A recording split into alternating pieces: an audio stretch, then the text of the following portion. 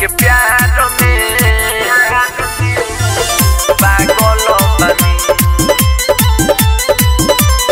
Music by सजनवा के प्यार में पागल बनी। बोलमुआ के प्यार में पागल बनी। सजनवा के प्यार में पागल बनी। बावे ब्यूटीफुल हो खिलल फूल हो उनके पेन्हले हम छागल बनी। बोलमुआ के प्यार में पागल बनी। सजनवा के प्यार में पागल बनी। मिक्स बाय प्रदीप प्रेमी। बोलमुआ के प्यार में पागल बनी। उनका गोराई के आगे चान लागे फीका चले ले के जब माथावा पटीका। सुनो अरे उनका गोराई के आगे चान लागे फीका चले ले के जब माथावा पटीका।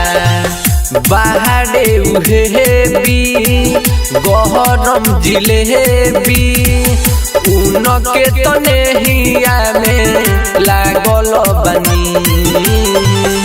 बोलमुआ के प्यार में पागल बनी। सजनवा के प्यार में पागल बनी। बोलमुआ के प्यार में पागल बनी। म्यूजिक बाय सजनवा के प्यार में पागल बनी। राइटर किसानी अर्जुन गम गम केले महारी के सेंट जब घर से निकले ले घर से निकले बुझलू।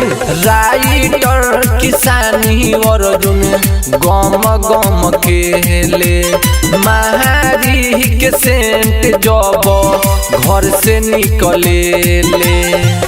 बोले ले बोलिया जई से कोयलिया सुने ला रात भर बोली जागल बनी।